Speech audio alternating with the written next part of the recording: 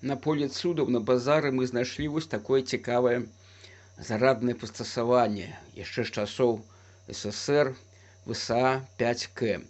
Зараз яно ўжо адрамантавана, а у пачатку яе было тут няспраўнасць, яно было непрацоўнае. Чаму? Таму што вось гэтае месца ў іх пераключальнік, гэтае хворае месца, не заўжды, а частенька гараць гэтыя пераключальнікі.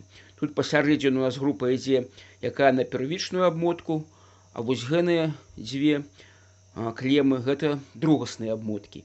І ад вялікіх токаў яны перагараюць. А тут вельмі цікавы пераключальнік, ён не такі, што звычайны, а першае, другое палажэнне, напрыклад, на 380.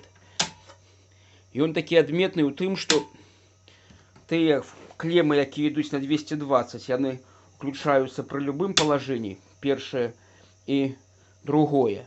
А вось гэтыя клемы, якія на другасную, яны перакідваюцца і працуюць у супрацьфазе.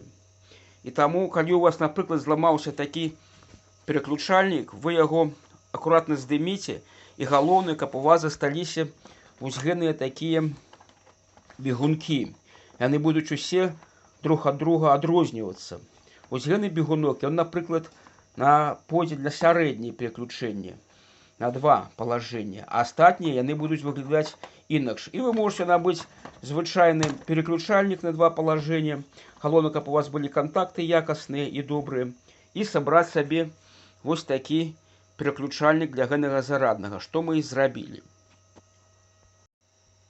Вось так выглядае задняя колодка з клемамі гэтага зараднага прыстасавання.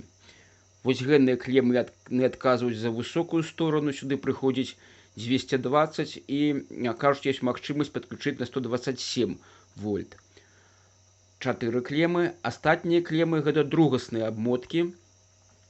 З аднаго боку, вось тут у нас добра бачна, мы пазначылі рысачкамі чырвонымі, гэта адна абмотка другасная на одно напружанне, а тут у нас другая абмотка другасная на другое напружанне. Одна больш вышэйшая дае напругу, другая больш ніжэйшую. Тут усё зразумела, дзе якія клемы куды сунуцца, тут добра падпісаны і бачны.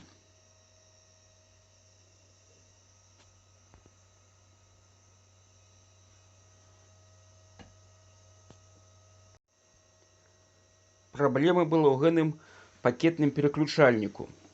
З аднаго боку мы не бачым, якія драты ідуць, з гэтага боку ўсё бачна. Вось так. Нумары мы бачым.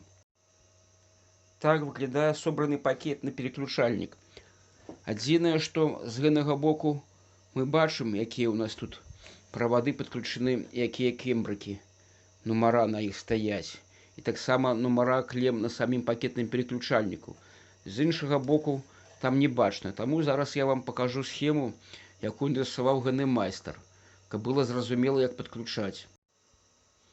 Вось такі праект, такую схему нам пакінуў майстар. Вось першае палажэнне, што замкнута, другое палажэнне, што замкнута. Таксама невялікая такая принципиальная схема, будем лічыць. 220 тут нарисована вось задняя колодка с клеммами, где показано первичные обмотки и другасныя. Вось 14-15 гана одна обмотка, 16-17 и яшчэ ёсць у нас тут 18-13, якія нам патрэбны.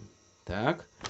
І зараз сама схема, як падключаць пакетны пераключальнік. Вось, калі ласка. 3, 1, 4, 2, усе показаны маркіроўкі дратоў, правадоў, як падключаць.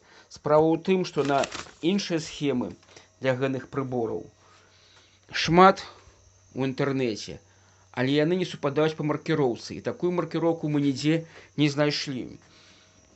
На форумах шмат чаго цікавага. Таксама я параю бы вам пашукаць, паглядзець, калі вы займецеся ремонтам гэтага зараднага прыстасавання.